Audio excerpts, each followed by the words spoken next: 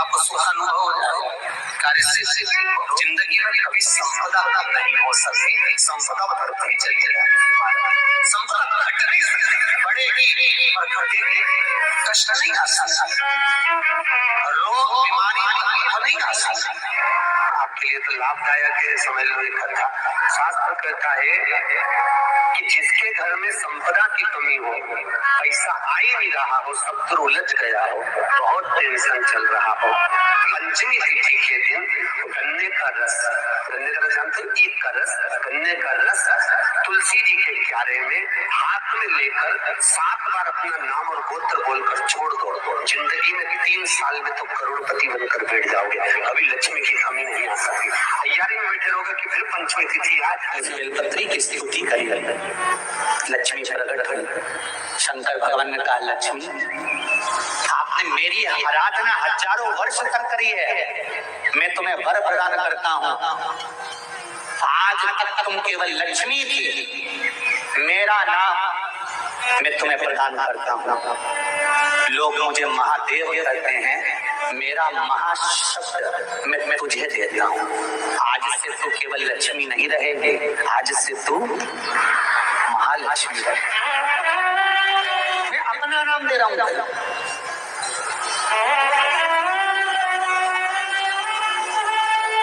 इसलिए सनातन धर्म के अंतर्गत वर्णन किया गया शंकर भगवान की आराधना में, शिव की आराधना में, जब तुम्हें लगता है कि तुम्हारा व्यापार नहीं चल रहा, कोई तुम्हें धोखा दे रहा है, लक्ष्मी नहीं आ रही, बहुत चिंता में पड़े हुए हो, बहुत टेंशन में जिंदगी चल रही है, बहुत बीमारियां तुमको घेर ली है और चारों तरफ अंधेरा ही अंधेरा नजर आ रहा है। तुमने विचार करा, अब मैं तो मर जाऊं तो अच्छा, मैं सुसाइड कर लूं तो अच्छा, मैं मर जाऊं तो अच्छा। तो मरने से पहले एक काम कर देखना, शंकर भगवान की आराधना कर देखना, शिव पर एक लोटा जल चढ़ा कर देखना, और ज्यादा चिंता, ज्यादा टेंशन हो तो बेलपत्री की जड़ को घिसकर उसका चंदन बनाकर शंकर को लेपन कर उसकी भी आराधना कर देखना कि बेल चंदन का फल क्या है।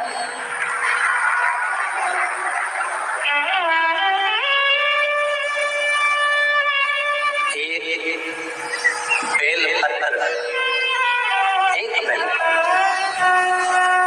ये कोई साधारण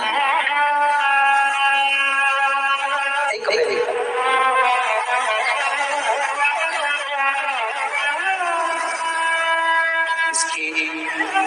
नीचे की डंडी से लेकर ये 2 पत्तियां जहाँ लगी हैं और 2 पत्ती से लेकर ये बीच की जो पत्ती है उसमें जो गेप है, उसमें जो जगह दिख रही है आपको, ये 2 पत्ती से लेकर बीच की पत्ती के बीच में जो जगह खाली रहती है, 33 कोटि देवी देवताओं विराजमान रहते हैं इस बीच की जगह में।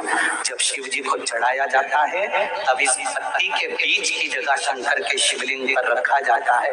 तो शिव जी इतने प्रसन्न होते हैं कि मेरी स्तुति करने के लिए ये भक्त 33 कोटि देवताओं को लेकर आया है, मेरी स्तुति करने के लिए। लोग चावल लाए, लोग अंबारियां लाए, धन लाए, दौलत लाए, संपदा लाए, पर एक शंकर का भक्त ऐसा होता है जो एक बेलपत्री के रूप में 33 कोटि देवताओं को, 64 योगिनियों को, आदि शक्तियों को शंकर को समर्पित करता है।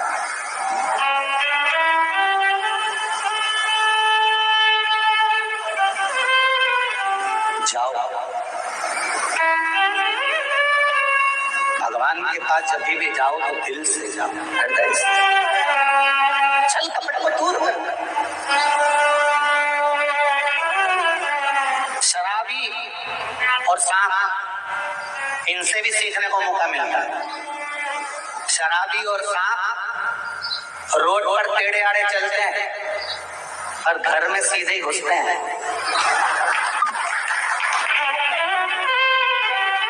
शराबी और सांप से भी सीखने को मिलता है, ये रोड पर टेढ़े आड़े चलते हैं और घर में सीधे घुसते हैं। उसी तरह संसार सागर में तुम कितने भी टेढ़े रहो पर महादेव के चरणों में सीधे ही बने रहना कि मैं तुम्हारा हूँ, इसकी सिवा में कुछ जानना नहीं, मैं दूसरा कुछ जानता ना। तो मुझे पूजन आती है, ना मुझे स्तुति आती है, ना मुझे अर्चना आती है, ना मैं सेवा जानता हूँ, ना मैं चाकरी जानता हूँ। मैं तो केवल एक बात जानता हूँ, श्री शिवाय नमस्तुभ्यम।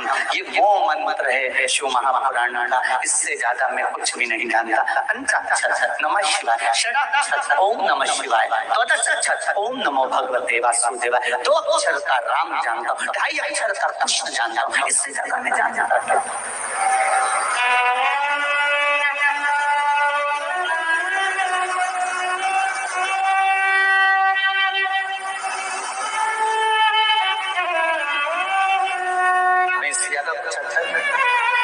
मेरी जीजियों, एक बात अपने जीवन में उतार कर रखना, कभी जिंदगी में अगर कभी ऐसा योग लगे, कभी तुम्हारे जीवन में कभी ऐसा लगे, तो मट्टी के पात्र का जल से शिव का अभिषेक कभी तो नहीं हो सकता, पर बैसाख महीने में, ज्येष्ठा महीने में मोटरोला ने और एक अमेजिंग फोन लॉन्च कर दिया है, मोटरोला एज 60 प्रो। सेगमेंट का सबसे advance 50+50+50x pro grade AI camera, जिसमें सोनी लिथिया 700C सेंसर आता है।